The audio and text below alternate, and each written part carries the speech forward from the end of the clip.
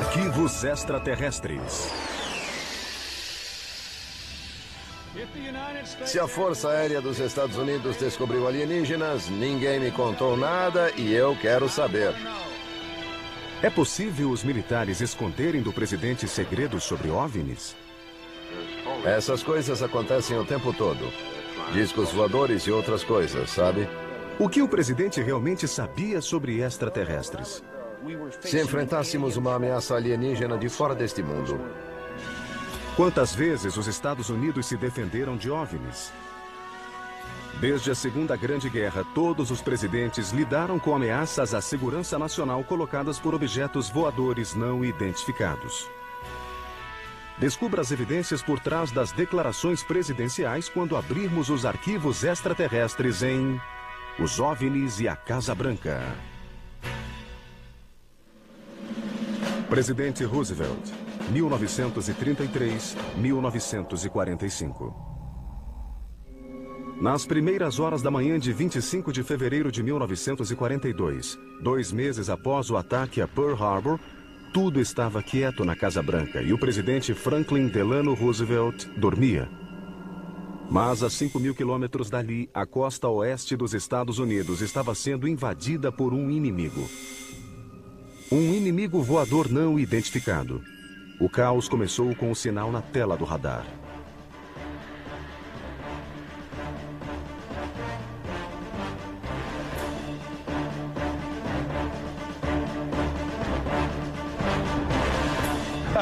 Uma sequência de eventos começou com o alarme ou um relato vindo por rádio e o radiooperador acionou o sargento de plantão. Alerta! Isto não é um exercício. Alerta!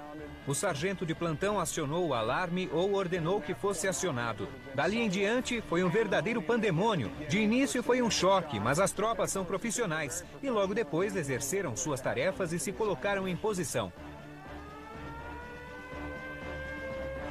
Os operadores acionaram as luzes de busca, os atiradores acionaram suas armas, prontos para combater o inimigo. No chão! No chão! Em minutos, o sul da Califórnia, ainda às escuras, foi riscado por raios de luz e clarões de fogo antiaéreo. Fogo! Fogo! Fogo! Fogo! Atirem! Atirem! No mínimo sendo conservador, 2.000 tiros foram disparados naquela noite. Um tremendo ruído para uma cidade acostumada à calma.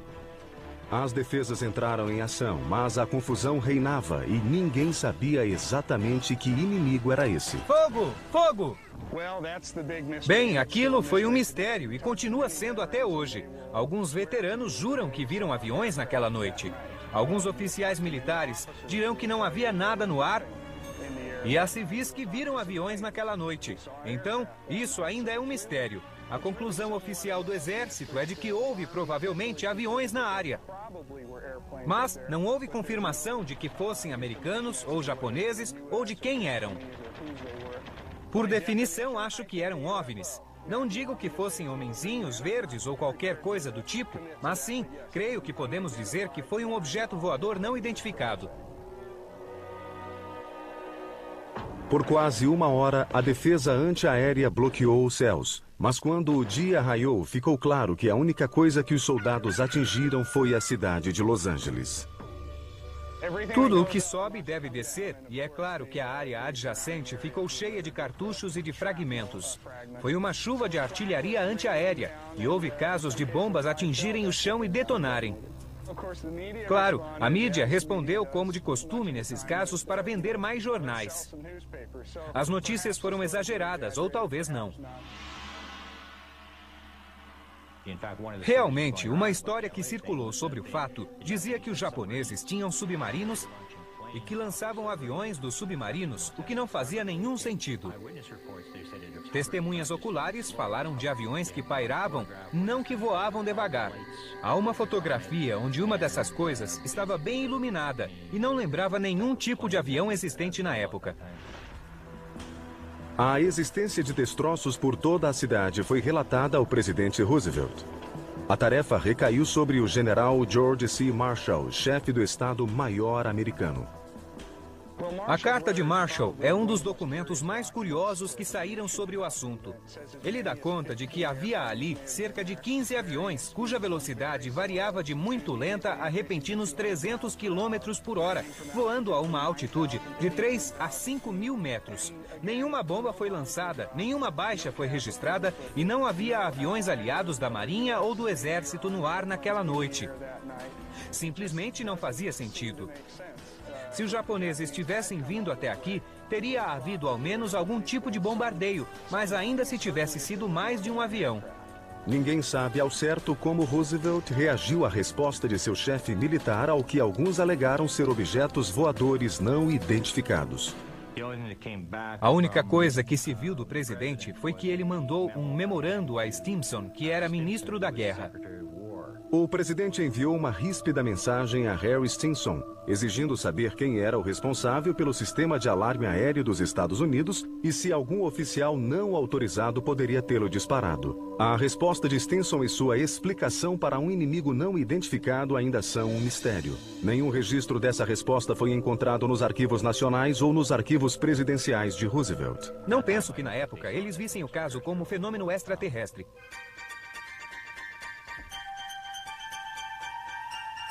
Acredito que em 1942 isso não passou de uma curiosidade. O poder do eixo controlará os continentes. Acho que o presidente Roosevelt estava tão ocupado com o esforço de guerra e com sua saúde que OVNIs não constavam de sua lista de preocupações.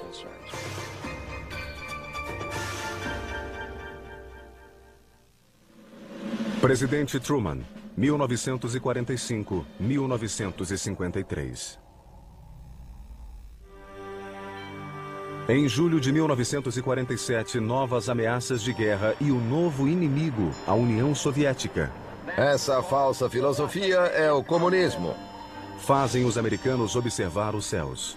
E alguns dizem ver OVNIs. O presidente Harry Truman foi informado de um possível incidente no Novo México. De repente, o caso Roswell aconteceu, vazou para a imprensa e o assunto se espalhou por todo o país. Vejo Truman como o primeiro presidente a tratar o assunto OVNI publicamente. Truman ficou em foco quando o assunto tomou o país. Truman foi fundamental no tratamento do fenômeno dos OVNIs naquele tempo. Sabemos que os presidentes são no mínimo comunicados verbalmente sobre discos voadores. Ninguém vai ler a respeito nas memórias de Harry Truman e não é algo que será tratado de modo acadêmico pela administração dele. Mas sabemos com certeza que o fato se deu. Como sabemos? Pelo homem que relatou o ocorrido a Truman em suas reuniões, o general Robert Landry, que era coronel da Força Aérea na época.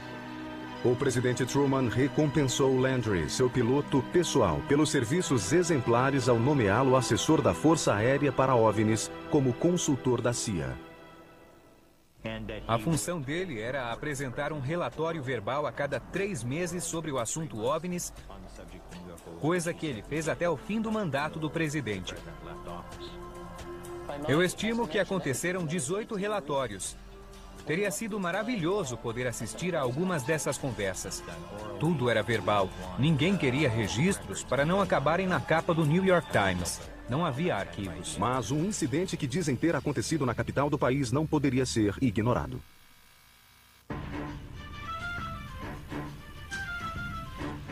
Em 1952 é novamente um ano muito significativo na história dos OVNIs, com uma série de aparições de alta qualidade vistas por militares e civis de todo o país, culminando com OVNIs sobre a capital em sucessivos fins de semana de julho de 1952.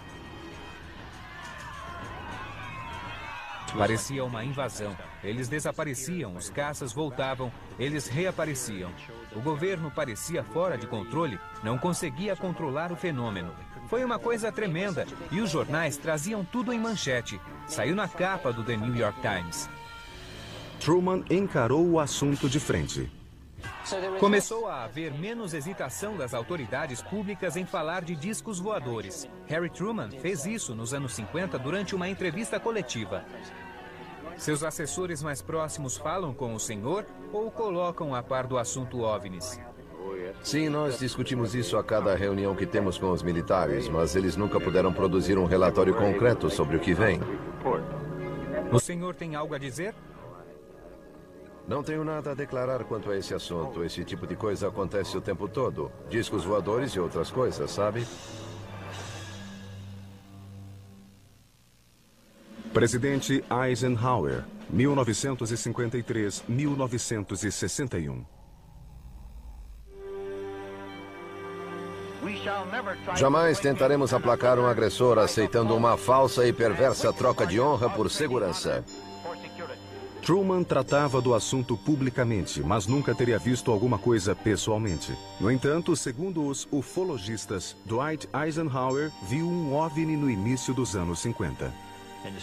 Dizem que ele estava ao largo da costa britânica em 1952 e um objeto de cor azulada apareceu ao lado do navio e ficou ali cerca de 10 minutos. Eisenhower e um almirante que estava a bordo saíram no convés e Eisenhower estava de pijama. Ele parou ali, viu aquela coisa e parece que Eisenhower disse que era melhor examinar essa história, mas não a mencionaria por hora. Ele voltou para dentro e a pessoa que contou a história disse que nunca mais ouviu nada a respeito. Durante o governo Eisenhower, os OVNIs se tornaram parte da cultura popular americana através de filmes e shows de TV, e a Casa Branca recebeu material escrito sobre o assunto.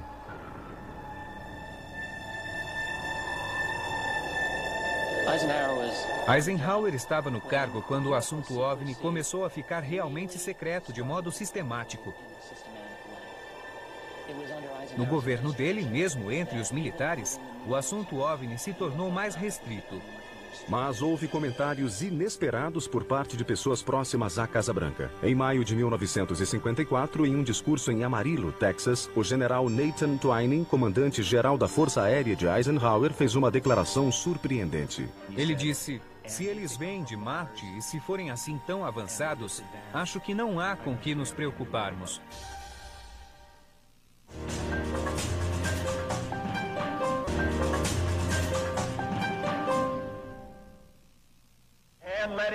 Que todos os poderes saibam que este hemisfério pretende ser o senhor de sua própria casa.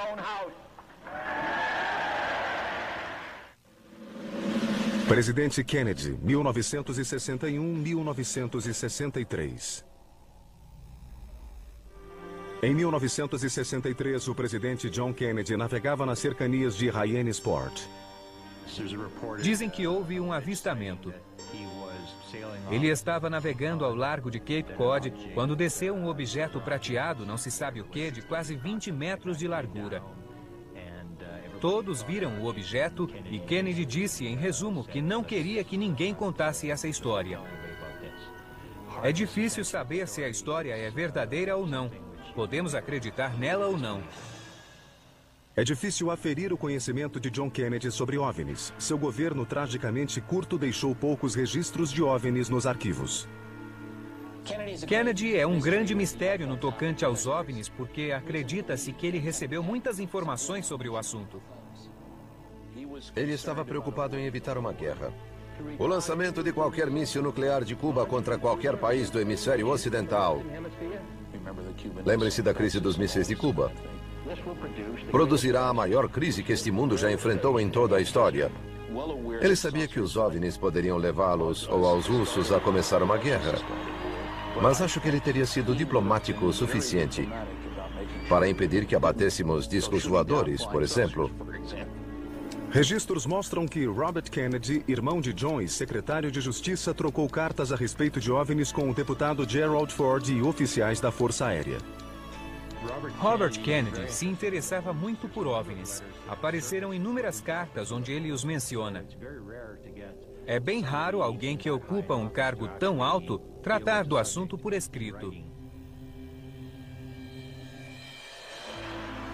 Muitos pesquisadores acreditam que diferenças políticas podem afetar o acesso a informações e que alguns presidentes americanos não foram informados sobre tudo pelos serviços de inteligência.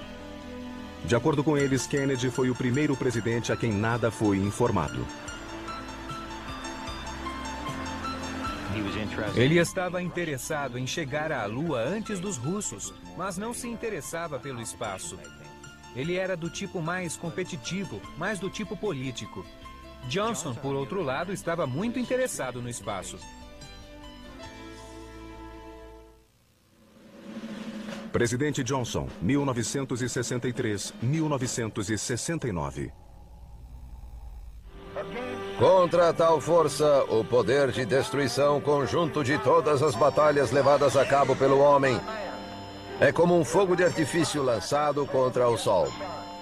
Lyndon Baines Johnson já passara pela Casa Branca como vice-presidente de John Kennedy. Em setembro de 1961, ele respondeu a uma carta de um pesquisador de OVNIs falando de uma visita extraterrestre. Johnson respondeu à carta dizendo que melhor do que ir à Força Aérea seria ele ir ao secretário executivo da NASA. Foi estranho ele encaminhá-lo à NASA e não à Força Aérea. E foi estranho o vice-presidente responder à carta.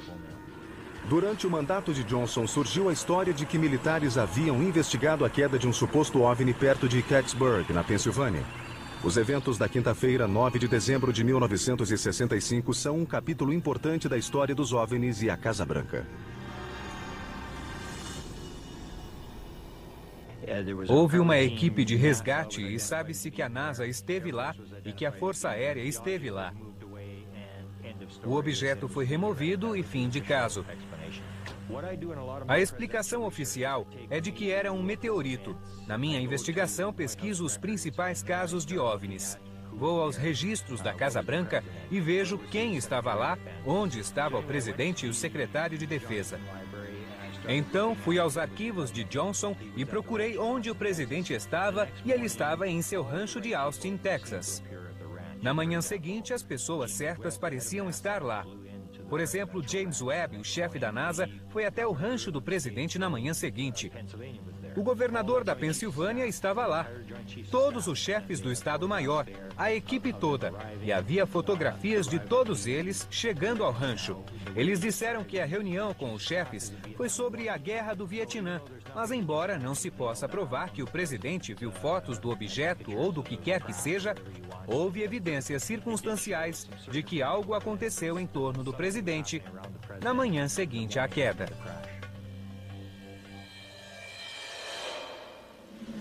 Presidente Nixon, 1969-1974.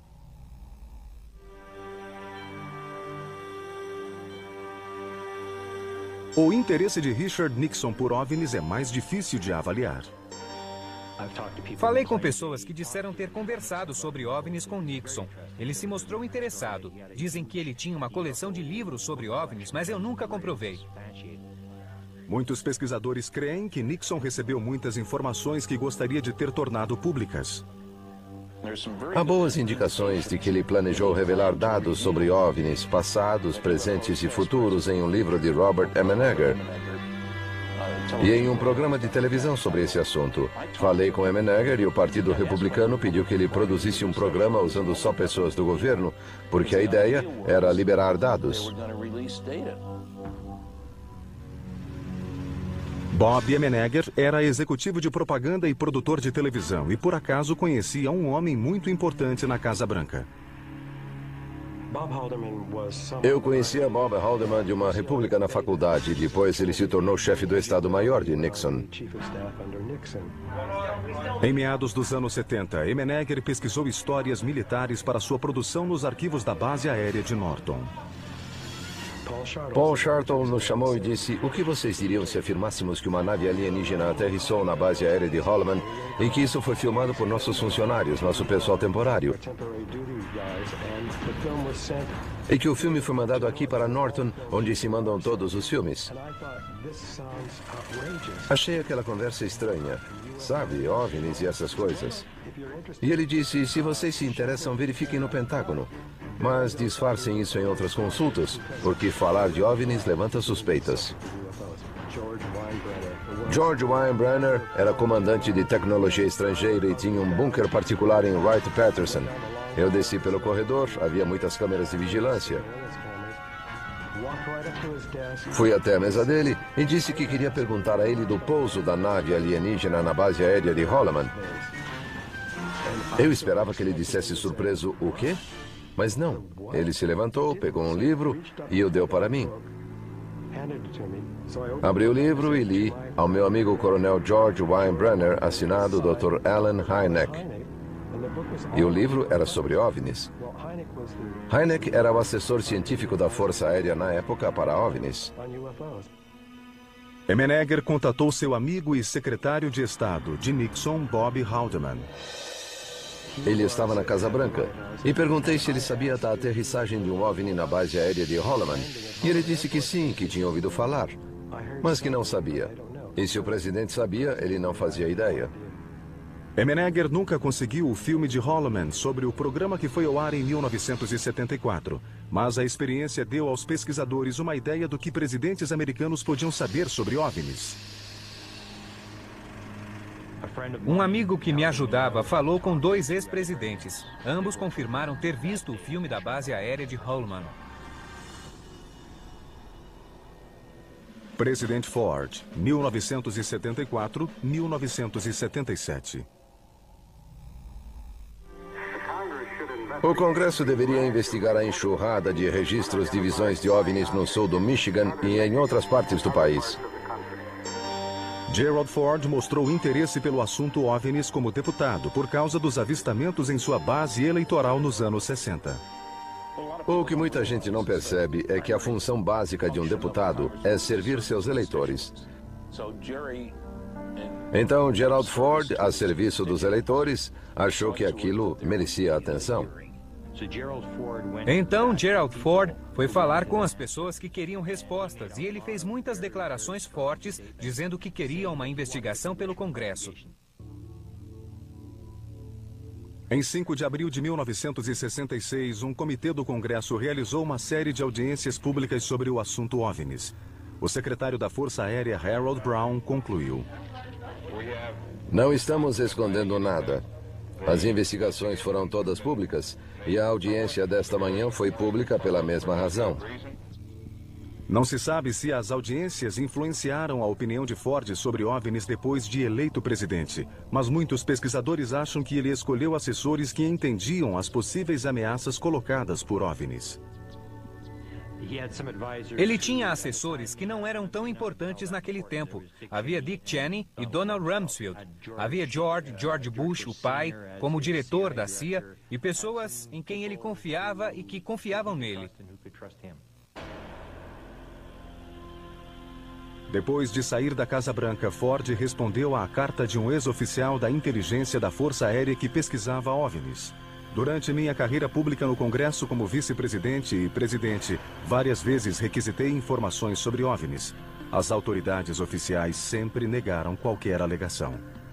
Como presidente, Ford não disse nada sobre o assunto, então podemos pensar que ele perdeu o interesse. Ou, provavelmente, ele achou que não era politicamente prudente discutir o assunto.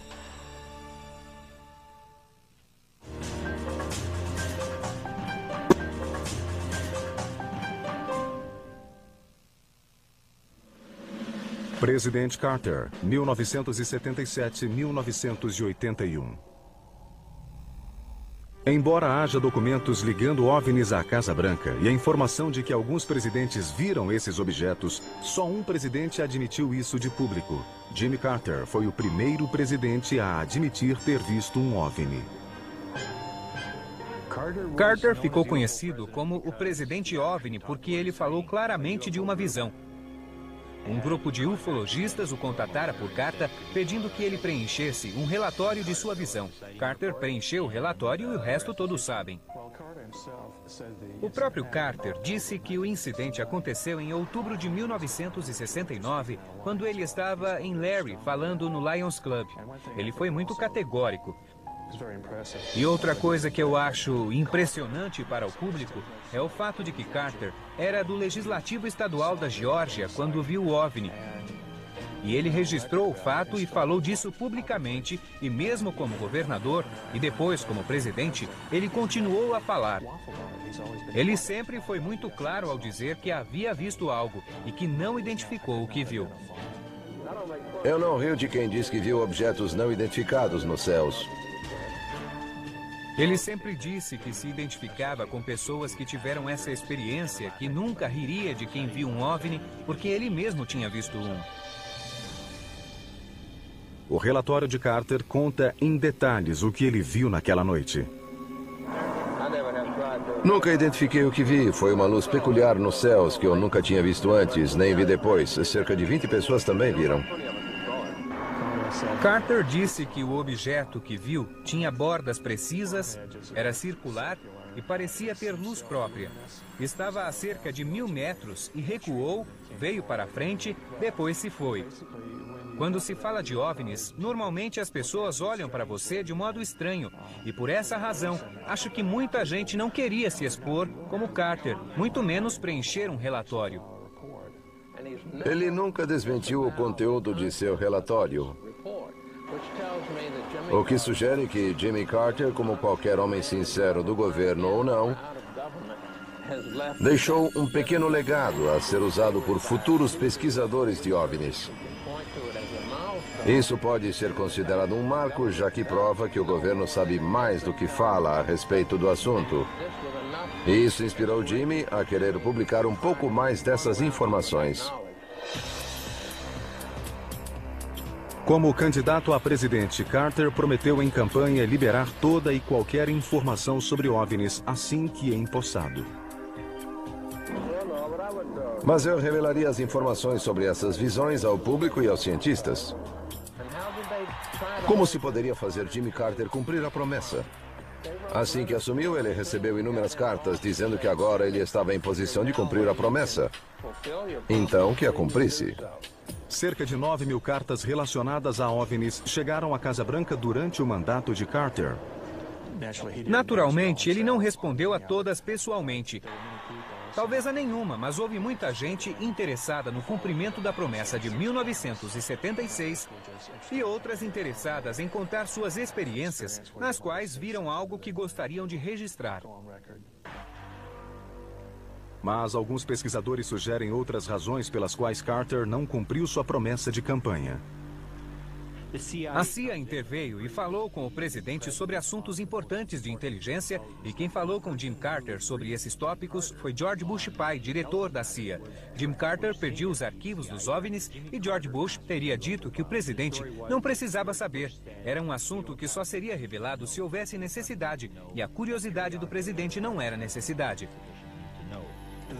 O que dizem que George Bush falou com Carter sobre OVNIs deveriam provar sua alegação.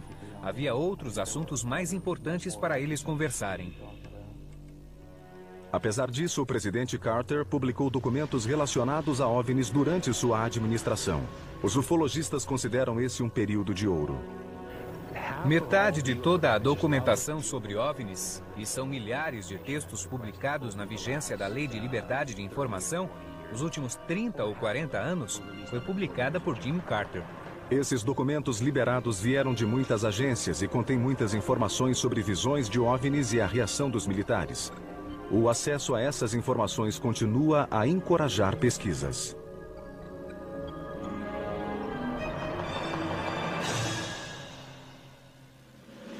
Presidente Reagan, 1981-1989. Devemos agir hoje para preservar o amanhã.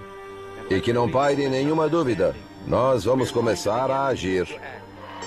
Relatos dão conta de que Ronald Reagan teve 2 experiências com OVNIs antes de ser presidente. A história da primeira experiência veio a público pelas memórias da atriz Lucille Ball. Ela escreveu que Reagan e sua mulher Nancy chegaram tarde a uma festa em Hollywood. Ela afirmou que quando o Sr. Reagan e Nancy chegaram à festa, estavam muito nervosos e que contaram a todos que tinham visto um OVNI e que tinham visto aquela coisa descendo a costa, que tinham observado tudo.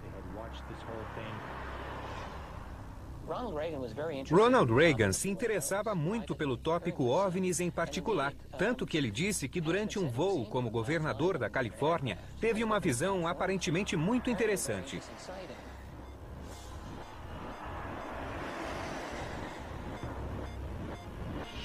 Supostamente, Reagan viu uma luz branca fazendo zigue-zagues perto de sua aeronave.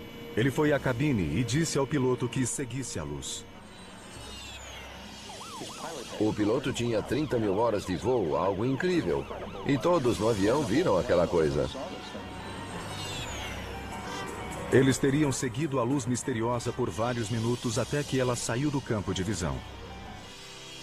Seria essa visão a causa das repetidas referências de Reagan a OVNIs durante sua presidência? Em 11 de fevereiro de 1988, em um discurso chamado Notas para a Reunião Anual de Ação Política dos Conservadores, Reagan disse: O inabalável, enraizado e total ceticismo das respostas da capital do país aos OVNIs, esses bizarros discos sempre presentes e brilhantes nos céus, é a chamada sabedoria de Washington. Um discurso presidencial é algo complexo. Há muitos rascunhos. Muitas pessoas revisam cada palavra para ver se cada palavra é exata, números, fatos. O processo é longo e complicado. Cerca de 25 agências devem endossar, o Departamento de Estado, todos têm algo a observar, a retirar. Comecei a analisar os discursos, cada discurso de Reagan que falava de invasão alienígena. Reagan pediu a seus redatores de discursos que mencionassem o OVNI alienígena. Ele acreditava que se fôssemos invadidos por outro planeta, o mundo se uniria. Ele chamava isso de sua fantasia. Uma contundente troca de sugestões ocorreu com o escritor Rand Dawson, que tentava manter a fantasia fora dos discursos do presidente Reagan. A discussão precedeu a fala do presidente à Assembleia Geral da ONU em 1987. Há um memorando que veio do redator de discursos que diz: aqui está seu discurso, leia-o e diga a sua opinião. E Reagan notou que o escritor retirara a menção à invasão alienígena. O presidente respondeu com uma exigência manuscrita à margem do memorando. Embaixo escrito de próprio punho, Reagan disse: este discurso tem material antissoviético demais. Seria melhor voltar a incluir minhas fantasias sobre OVNIs. Assim, incitaríamos todos os povos a se unirem contra o ataque de criaturas de outro planeta. Acatando as determinações do presidente, Dawson reescreveu o discurso e durante a 42ª Assembleia Geral da ONU, em setembro de 1987, Reagan disse: Nossas diferenças mundo afora desapareceriam se enfrentássemos uma ameaça alienígena de fora deste mundo. Então eu pergunto, já não há uma força alienígena entre nós?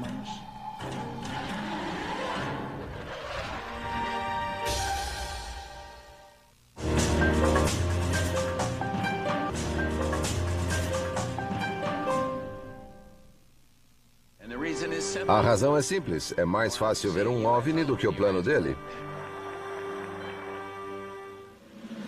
Presidente George H. Bush, 1989-1993. Pesquisadores insistem que George Herbert Bush é a chave do conhecimento atual sobre OVNIs. George Bush pai, eu acho, é um dos presidentes-chave quando se trata de OVNIs. Ele é importante porque muitos pesquisadores sempre pensaram que ele era a pessoa que sabia das coisas. Ex-diretor da CIA do presidente Ford e vice-presidente de Ronald Reagan por 8 anos, ele estaria envolvido em muitas informações, inclusive sobre OVNIs. Os militares confiavam nele, mas principalmente a comunidade de inteligência. De fato, até deram o nome de George Bush ao edifício sede da CIA.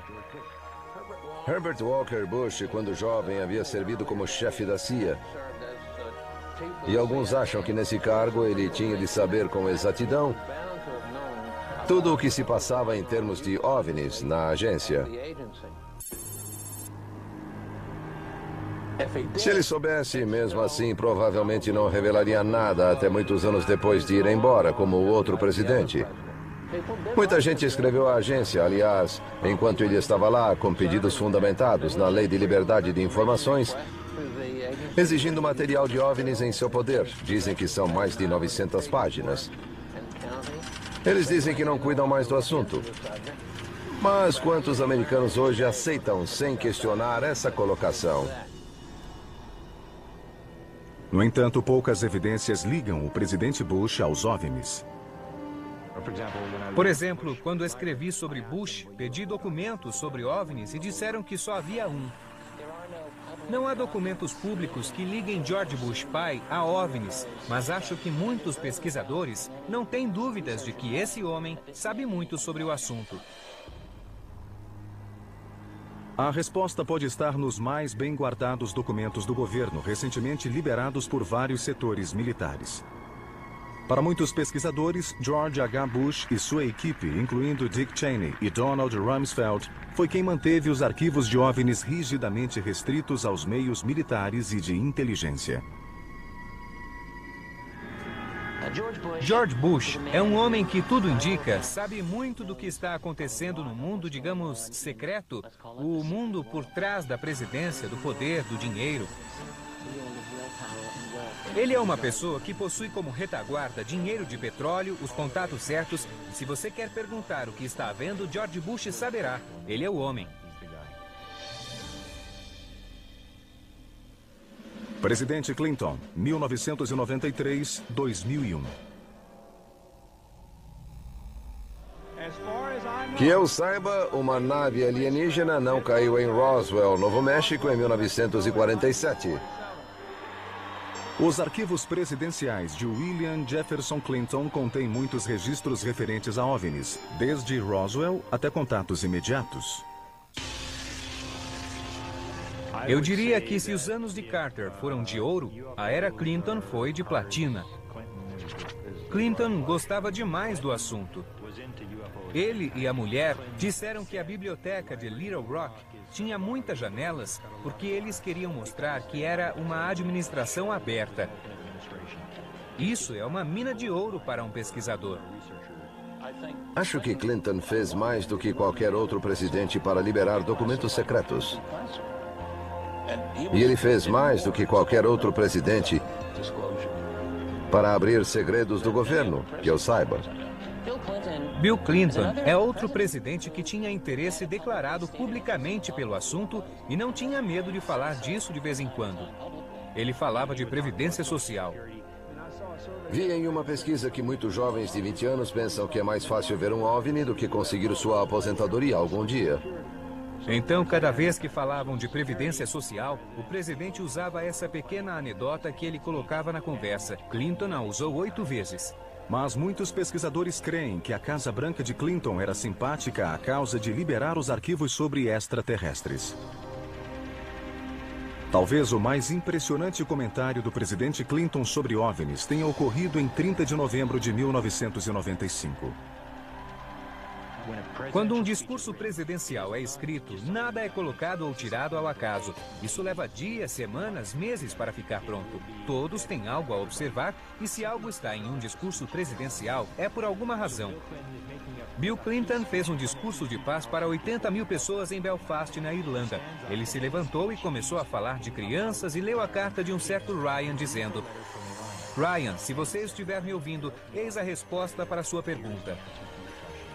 Se a Força Aérea Americana resgatou corpos de alienígenas, ninguém me informou a respeito. E eu quero saber, eu quero saber, eu quero saber. Essa foi a parte que a imprensa americana publicou. Na segunda parte da frase está o que creio ser um desafio, uma provocação para os militares. Ele disse: mas se eles recuperaram corpos de alienígenas, não me contaram nada e eu quero saber. Só que no primeiro relatório de Roswell, emitido pela Força Aérea em 94, 95, não há menção de corpos.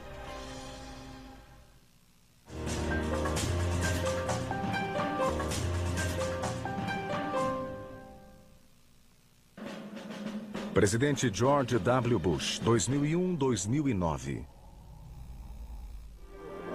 Que bom, como vai? É bom vê-lo, senhor.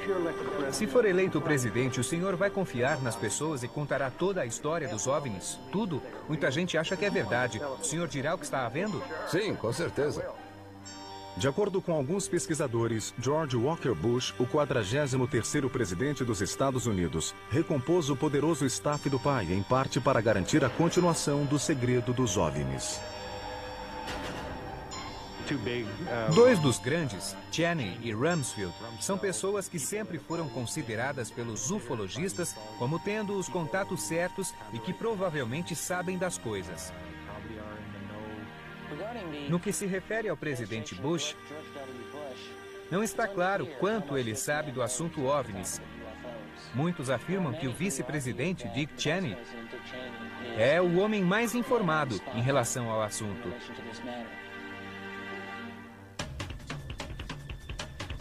Em abril de 2001, o pesquisador de OVNIs junto à presidência, Grant Cameron, pôde questionar o vice-presidente Dick Cheney sobre a abertura de informações. Cameron sabia que devia fazer a pergunta certa. Se ele viu um OVNI ou o que acha do assunto, não importa. A questão importante é se foi informado, se alguém já entrou no escritório dele e pediu para ele assinar um documento provando que foi informado.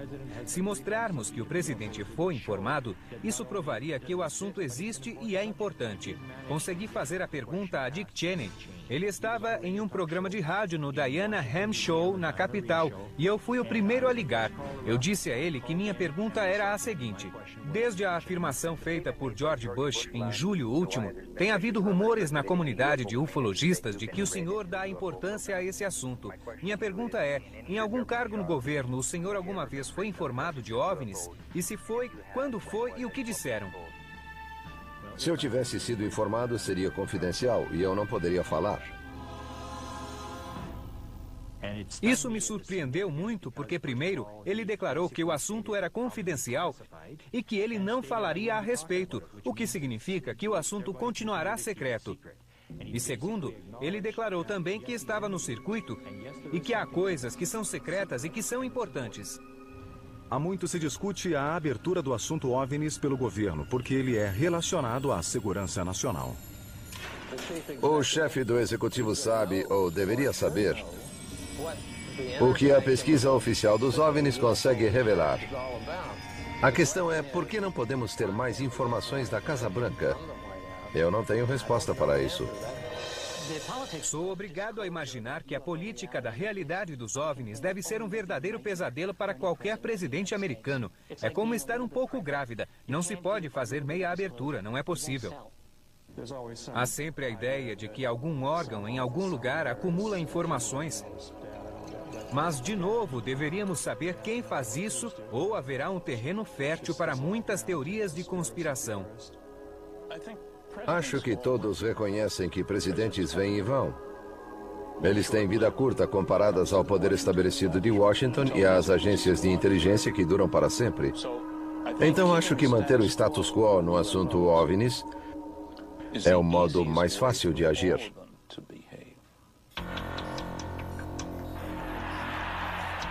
É realmente uma situação onde as pessoas comuns devem reconhecer que é de seu interesse haver abertura no assunto OVNIs. É para sua sobrevivência e a de um sistema que todos acreditamos ter, que se diz do povo, pelo povo e para o povo.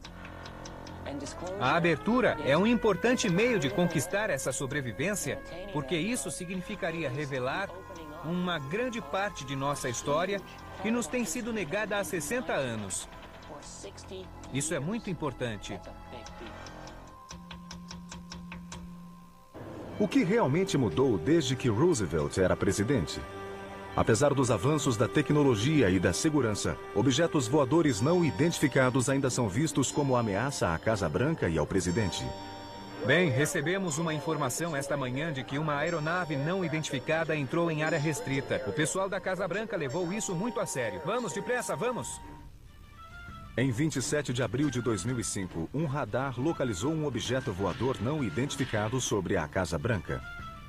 O alerta de que uma aeronave não identificada violou o espaço aéreo causou um furacão de atividades na Casa Branca. O serviço secreto entrou em ação, atiradores de elite tomaram posição e o local foi esvaziado na hora. O presidente Bush e o vice Cheney foram para seus abrigos subterrâneos. As forças de segurança reagiram à possível ameaça de forma caótica, espantosamente similar à confusão das tropas que se defenderam de um OVNI em 1942.